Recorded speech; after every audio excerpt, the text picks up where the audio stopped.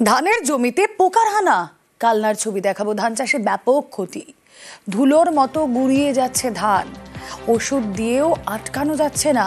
দুশ্চিন্তায় কালনা ২ নম্বর ব্লকের ধান চাষিরা। নবকুমার জানাতে পারবেন পরিস্থিতি আরো বিস্তারিত। নবকুমার।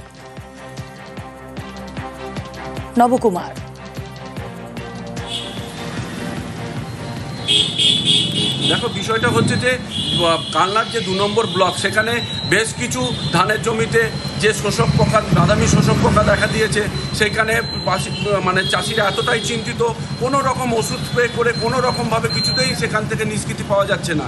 বিষয়টার মধ্যে দিয়ে তারা বলতে চাইছে যে এই যে বিষয়টা আছে, তাদের যে ধান এত পরিমাণে ক্ষতি হচ্ছে এবং তাতে এবার হ্যাঁ নবকুমার, কিন্তু যেটা জানা যাচ্ছে যে আধিকারিকরা জানাচ্ছে সেখানে তারা বলছে যে নিয়মিত ভাবে এই বিষয়ে সরকারি প্রচার চলছে এবং সেইখান থেকে তারা রীতিমতো ভাবে তাদের কনসাল্ট করা হচ্ছে কিভাবে এই চাষ করা যেতে পারে এবং সেখানে কিভাবে নিষ্কৃতি পাওয়া যেতে পারে এই বাদামি শোষক পোকা থেকে। রুমেলা। ওকে। শোষক পোকা এবছর ব্যাপক হারে, আমরা একবার করে ওষুধ দিয়েছি, তাতেও মানেনি। দ্বিতীয়বার দিয়েছি, এখন থেমে আছে। তারপরে ধান যদি যখন পাকবে তখন আবার কি হবে জানি না, লাগবে কি লাগবে না, কিন্তু মাঠে শোষকের হার ব্যাপক।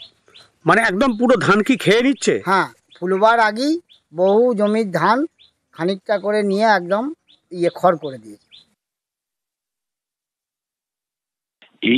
এই যে কন্ডিশনটা চলছে, বাদামি শোষক পোকা সাধারণভাবে হয় কি, বেশি ঘন করে গাছ মুড়লে, গাছে বেশি সার দিলে, আর মেন যেটা হয় মাজরা পোকার জন্য বেশি ওষুধ দেওয়ার ফলে কি হচ্ছে না, আমার আজকে জমি যে বন্ধু পোকা সেগুলো নষ্ট হয়ে যাচ্ছে।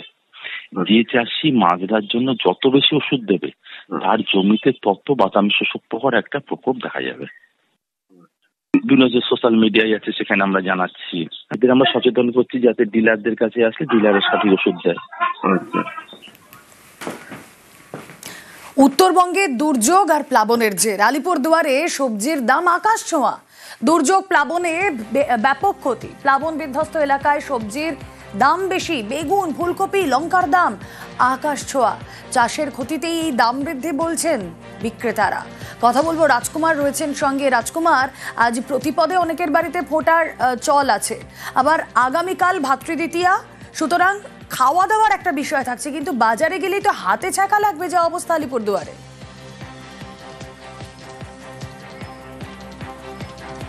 একদমই রুমেলা, একেবারে তুমি যেটা বললে যে হাতে ছ্যাঁকা লাগা বলতে যা বোঝায়, ঠিক বাজারের সবজির যে দাম, সেই দাম কিন্তু একেবারে তাই। তার কারণ হচ্ছে, দেখো, সবচেয়ে দাম বেশি হচ্ছে বেগুনের। 120 টাকার নিচে বেগুন পাওয়া যাচ্ছে না, এবং শুধু তাই নয়, কিছুক্ষণ পর বাজার শুরুর কিছুক্ষণ পরেই বেগুন উধাও হয়ে যাচ্ছে। যে সবজির বিক্রেতারা আছে তারা জানাচ্ছেন যে এই যে বন্যায় প্রবল যে ক্ষয়ক্ষতি হয়েছে, সেখানে তোরসা নদীর চর সহ বিভিন্ন নদীর চরে যে বেগুন চাষ হতো, সেই বেগুন চাষে প্রবল ক্ষতি হয়েছে। ফলন্ত বেগুন গাছ নষ্ট হয়ে গেছে, ফলে বাজারে কার্যত কিন্তু বেগুন অমিল, মানে বেগুন পাওয়াই যাচ্ছে না। শুধু তাই নয়, ফুলকপি 80 থেকে 100 টাকা কেজি ধরে বিক্রি হচ্ছে, এবং যে বাঁধাকপি কিছুদিন আগেও, বন্যার আগেও কিন্তু 30 টাকা 40 টাকা কেজি ছিল, সেটাও এখন 60 টাকা কেজি বিক্রি হচ্ছে, এবং লঙ্কা 100 টাকা 120 টাকা কেজি ধরে বিক্রি হচ্ছে। এই যে ভাইফোঁটা এবং উৎসবের মরশুম এখন চলছে, আজকেও প্রতিপদ অনেকের ভাইফোঁটা আছে, খাওয়া দাওয়া করতে কিন্তু মানুষজন সমস্যায় পড়ছে, কারণ হচ্ছে বাজারে সবজির দাম বেশি। কিন্তু কিছু করারও নেই, এই অবস্থা এখন কতদিন থাকে সেটাই এখন দেখার। রুমেলা। বেশ, বন্যাতে যে সবজির দাম বাড়তে, গৃহস্থ মাল, অনেক মাল নষ্ট হয়েছে, অনেক সবজি। আমরা যেখানে আগে 10 কিলো বেগুন আনতাম, সেখানে এখানে 2 কিলো বেগুন এনে বিক্রি করতে লাগতেছে, কারণ আমাদের কেনাই পড়তেছে 80 টাকা 90 টাকা। তো আমরা বেচবো কি, খাবো কি? সাধারণ লোক যেখানে আধা কিলো 1 কিলো বেগুন নিত, এখন সেখানে এসে 250 গ্রাম বেগুন নেয়, 100 গ্রাম বেগুন নেয়। সবজির দাম এত হুট করে বাইরে গেছে, মানে আমাদের দোকানদারি করার সমস্যা হয়ে গেছে। কাস্টমার জিনিস নিচ্ছে না ঠিক মতন, নষ্ট হচ্ছে ফসল, জিনিসের দামও বাড়তেছে। খাবে কি? লোক কি খাবে, আমরা কি খাবো? বন্যা হওয়ার পরে তো সবজির দাম তো অনেকটাই হাই। আজকে বাজারে 120 টাকা করে কিলো বেগুন যাচ্ছে, এবং ফুলকপি প্রায় 100 টাকা 80 টাকা করে যাচ্ছে। সাধারণ মানুষের ক্ষেত্রে অনেকটাই কষ্ট হয়ে যাচ্ছে, কারণ সব এই বন্যাতে অনেকেরই ফসল নষ্ট হয়ে গেছে। তো সেই ক্ষেত্রে এখন সবজির দাম বেশি হওয়াতে আমাদেরই কিনতে হিমশিম হচ্ছে, তো সাধারণ মানুষের আরও কষ্ট হবে এই বন্যার কারণে।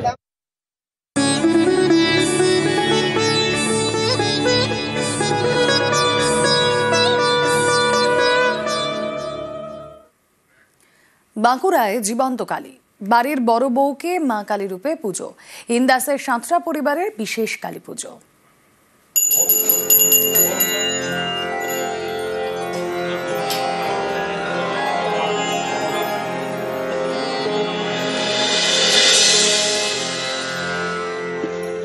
গলায় মালা, কপালে চন্দনের খোঁটা, ঠাকুর দালানের বেদিতে দাঁড়িয়ে জীবন্ত কালী। ইন্দাসের মির্জাপুরের সাঁতরা পরিবার, এই পরিবারে প্রায় 100 বছরের কালী পুজো, কিন্তু কোনো প্রতিমা নেই। মা কালী রূপে পুজো করা হয় বাড়ির বড় বউকে। 39-40 বছর ধরে দেখে আসছি, মানে আমার বাবাই হচ্ছে মেন, মানে বাবাই পূজা করে। হীরাবালা সাঁতরা, ইনি এখন সাঁতরা পরিবারের বড় বউ। 40 বছর ধরে তাকেই মা কালী রূপে পুজো করা হচ্ছে।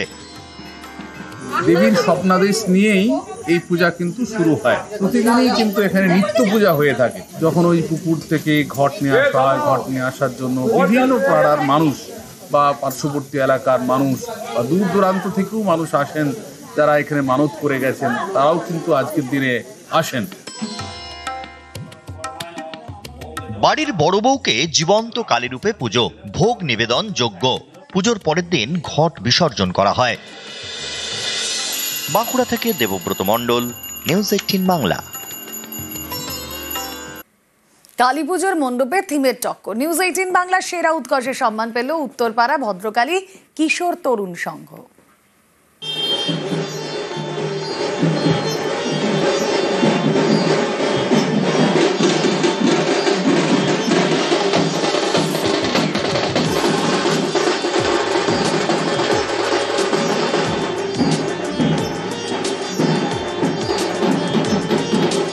আলোর উৎসবে নিউজ 18 বাংলার বিচারে উত্তরপাড়া ভদ্রকালী তরুণ কিশোর সংঘ উৎকর্ষের স্বীকৃতি পেল। এই পুরস্কার তুলে দেবো ক্লাবের হাতে।